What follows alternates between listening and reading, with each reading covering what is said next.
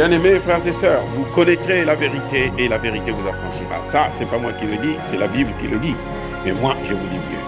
Vous connaîtrez la vérité historique, notamment celle de vos ancêtres kémites, et vous aurez une vision globale de ce que c'est que la vraie souveraineté politique. J'ajoute, vous reviendrez à la spiritualité africaine ancestrale et vous comprendrez les enjeux de l'indépendance économique. Et pour terminer, vous accepterez votre identité culturelle kémite et vous obtiendrez deux choses. La première, c'est la paix. La seconde, c'est le développement, à une condition. L'unité de toute l'Afrique noire, l'unité de tous les Noirs du monde entier. Otep à tous, bienvenue sur la chaîne des panafricanistes par essence, par conviction et par excellence. Celle des citoyens kémites par nécessité et obligation de combat. Nous sommes une chaîne qui n'est guidée que par nos ancêtres et rien que par les ancêtres qui appartiennent à l'égrégore du monde noir. Par conséquent, nous ne croyons en aucun Dieu venu de l'étranger. Toutefois, cette vidéo n'est aucunement destinée à inciter à la haine ou à la violence, car nous menons un combat qui est d'abord et avant tout spirituel, intellectuel et démocratique. Ensuite, il est politique, géopolitique et géostratégique, contre l'impérialisme, le colonialisme, le néocolonialisme et l'endocoloniat, qui sont tous qualifiés de crimes contre l'humanité. Nous menons ce combat sur la base du principe fondamental que nous avons hérité de nos ancêtres kémites, qui est celui de la Mahat, c'est-à-dire solidarité, vérité et justice. Vous êtes donc en droit de connaître la vérité et nous avons l'obligation de vous dire la vérité, rien que la vérité, afin que justice soit rendue au continent africain. Et ça, c'est notre modeste contribution dans cette noble lutte en faveur de la souveraineté, la dignité, la solidarité et l'unité africaine. C'est exactement ça que nous appelons le panafricanisme. Bien-aimés frères et sœurs, ce qui s'est passé en Russie ce 24 juin dernier était un véritable coup d'État, qui a échoué certes, mais c'est un coup d'État. Prigojine a tenté. Il y a une analyste politique qui apporte de l'eau dans mon moulin. Comme je vous l'avais dit la dernière fois, que c'était les Occidentaux qui étaient derrière. Effectivement, elle donne même le nom. Le nom que les chaînes arabes évoquent tout le temps. C'est un certain Peter Radkov. C'est un homme d'affaires russe qui a étudié en Russie et qui est venu aux États-Unis par la suite et qui s'est enrichi et après il est reparti en Russie. Mais quand il y a eu les sanctions contre les oligarches russes, le monsieur a perdu beaucoup d'argent, beaucoup de ses biens et donc il est fâché contre Vladimir Poutine.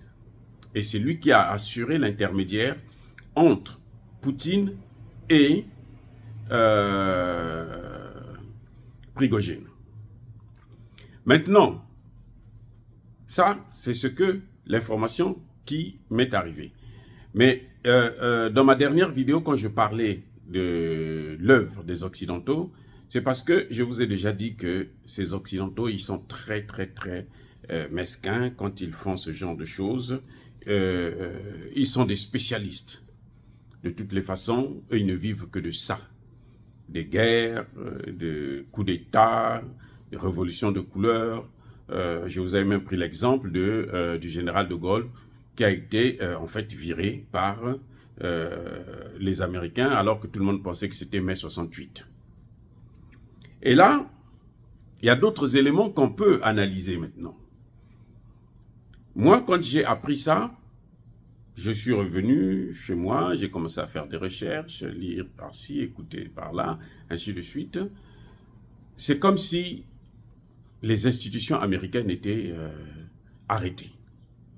CNN, plutôt le FBI, toute la présidence, tout le monde, le secrétariat d'État, tout le monde s'était arrêté. On suit cette affaire de près. Ils sont en train d'aller au Kremlin. Ils sont à 200 km de Moscou. Donc, la vie s'arrête là. Il faut d'abord que ça se termine. Et il y a quelque chose qui m'a frappé. que vous allez observer par rapport à toutes les réactions des pays occidentaux, des pays de l'OTAN. Aucun pays n'a condamné. Tous, ils ont observé. Tous, ils ont jubilé. C'est comme s'ils n'attendaient que ça. Ils ont commencé à faire la fête. À peine si vous ne les voyez pas boire du champagne parce que ils savent que cette fois-ci, on va avoir Poutine. Et puis, bon, la Russie, on l'aura, on va la morceler. Le seul pays de l'OTAN qui a soutenu Poutine, c'est la Turquie de Erdogan. D'ailleurs, on lui a même reproché cela. Il dit non, ça, ce n'est pas l'affaire. La guerre en Ukraine, ça, c'est une affaire interne. Moi, je soutiens Poutine. Point. Donc, vous voyez, ça, c'est un élément qui frappe. Et je vais vous ajouter une chose. C'est que immédiatement, c'est même sorti dans le journal Wall Street Journal, les États-Unis ont suspendu les sanctions contre Wagner. Ah oui, ils disent que non. Ils évoquent comme raison le fait que si on a les sanctions contre Wagner, c'est comme si nous on soutenait Poutine. Donc, malgré tout ce qu'on a reproché à Wagner, qui est un groupe mercenaire, criminel, génocidaire, ainsi de suite, cette fois-ci, Wagner, c'est l'ami. Cette fois-ci, Wagner, c'est le meilleur ami. Il faut le soutenir pour qu'il aille jusqu'au bout. Ça, ce sont des signes qui ne trompent pas. Mais là où il s'était trompé, c'était parce que Wagner compte environ 25 ou 27 000 personnes. Et il y a environ entre 5 et 10 000 seulement qui ont suivi. Les autres n'ont pas voulu suivre le mouvement. Donc, c'était quand même ridicule de penser que avec 5 000 personnes, Prigojine pouvait prendre le pouvoir à Moscou. Là où, je vous dis bien, Napoléon, avec plus de 150 000 hommes, n'a pas pu prendre Moscou, Hitler, avec plus de 300 000 hommes, n'a pas pu marcher au Kremlin, lui avec 5 ou 10 000, vous pensez qu'il pouvait gagner la capitale, la Fédération de Russie? C'est pas possible. C'est pas possible. Donc, vous voyez, en tout cas, c'était tout sauf une comédie. Parce que c'est une comédie, c'était vraiment une comédie de mauvais genre, une comédie très dangereuse. Vous voyez, on fait croire à Poutine, ils font croire à Poutine que non. Lui, il vient seulement pour enlever le ministre de la Défense. Mais attendez, le ministre de la Défense qu'il a nommé, c'est bien Poutine. Donc, si on veut destituer le ministre de la Défense, c'est Poutine qu'on veut attaquer. Oh, c'est-à-dire que c'est clair. Et vous savez, il y a une chose qu'il faut reconnaître. C'est que personne, je l'ai déjà dit dans une de mes vidéos dans le cas du Sénégal, personne ne peut s'attaquer à un État s'il n'a pas un parapluie, s'il n'a pas une puissance égale ou supérieure à celle qu'il est en train d'attaquer. Donc, Prigojine, en faisant ça, il savait qu'il aura le parapluie. Donc, Zelensky a sauté déjà. Il avait carrément célébré la victoire. Il n'attendait que le moment venu comme ça, eux, ils vont signer soit un accord de paix, ou bien on va le faciliter, l'entrée, peut-être même dans la Crimée. Voilà ce qui s'est passé exactement. C'est un véritable coup d'État qui a échoué. Et maintenant, le grand problème, qu'est-ce qu'ils cherchent? Puisqu'ils sont déjà en guerre contre la Russie. Le problème, c'est qu'ils ont échoué. La contre-offensive a échoué. En tout cas, jusqu'à maintenant. Ça fait au moins plus de 3 semaines. C'est un échec total. Maintenant, qu'est-ce qu'il faut? Il faut déstabiliser la Russie de l'intérieur. C'était à la rigueur déclencher une guerre civile. S'il y avait eu effusion de sang, ce serait une guerre civile qui allait probablement se déclencher en Russie. Et je vais vous dire une chose. Les guerres que la Russie a ratées, ce sont pour la plupart des guerres qui sont dues à des trahisons internes. C'est pour ça d'ailleurs Poutine, dans son discours, dit « Moi, je suis contre les trahisons. Je peux tout pardonner sauf la trahison. » En 1917, la Russie a échoué parce que justement, il y avait une révolte. Il y avait donc une révolution de couleur. C'est ce qui a fait à ce que les Russes s'entretuent et l'armée déboussolée, ils n'ont pas pu gagner la guerre.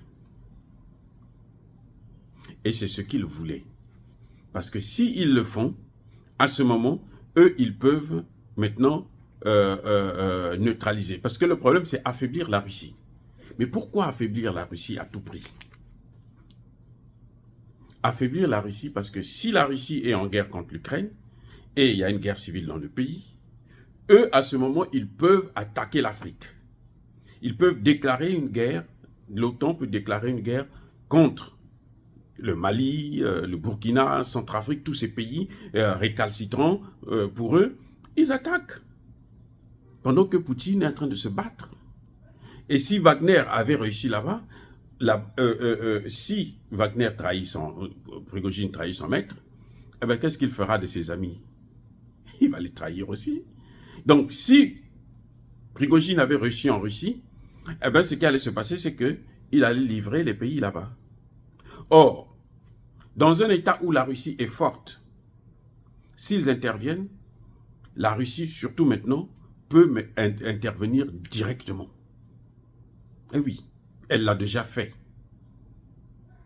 En 1971, face à l'Inde. Quand l'Inde était attaquée par les États-Unis, la Grande-Bretagne et le Pakistan et tout, dans la guerre entre l'Inde et le Pakistan, les États-Unis sont rentrés, ils voulaient attaquer. Il y avait d'ailleurs même la Chine. C'est Poutine, enfin l'ex-URSS, qui est venu arrêter ça.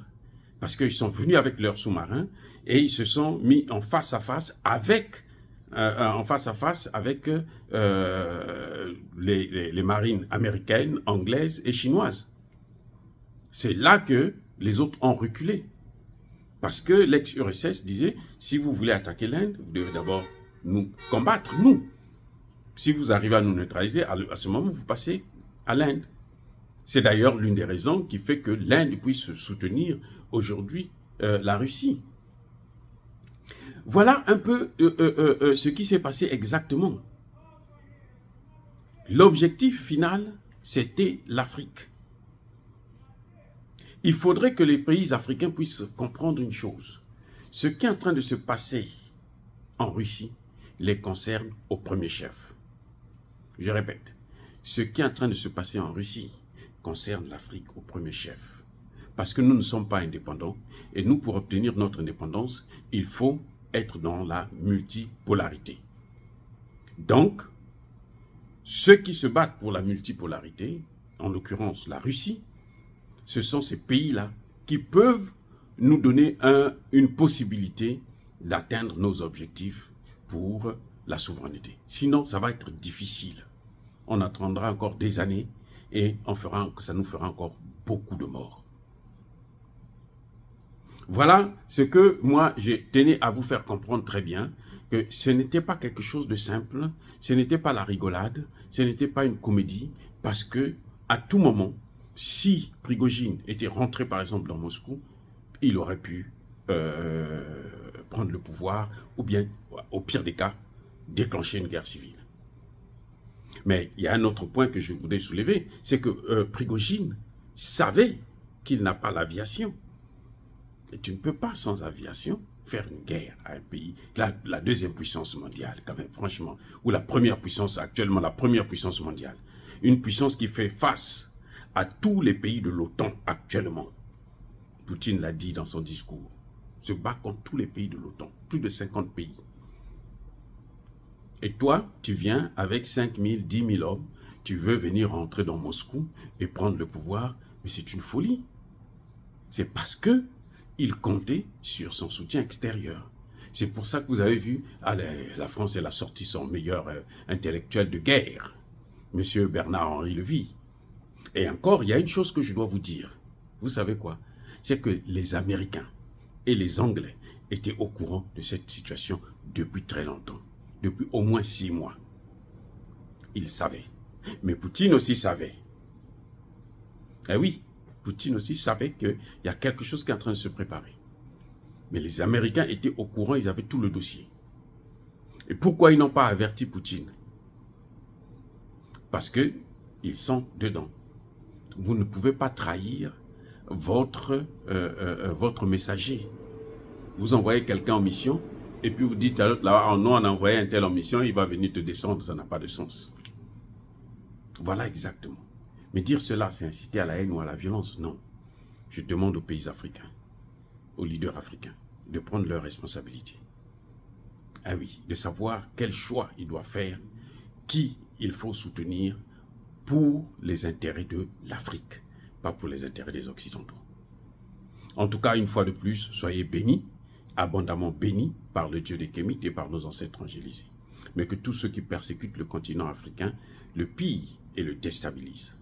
Qu'ils soient noirs, blancs, chinois, indiens, arabes, qui qu'ils soient maudits, punis, foudroyés, neutralisés, effacés, écrasés par ce Dieu des Kémites et par nos ancêtres angélisés.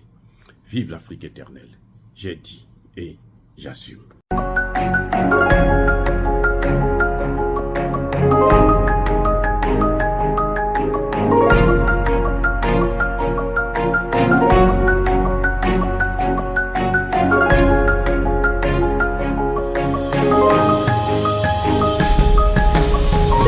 Eux, ils marchent par la foi et non par la vue. Mais moi, je vous conseille vivement de marcher par la connaissance scientifique et historique, notamment celle de nos ancêtres kémites, par les 5 sens et par l'intelligence. À vous, Apia.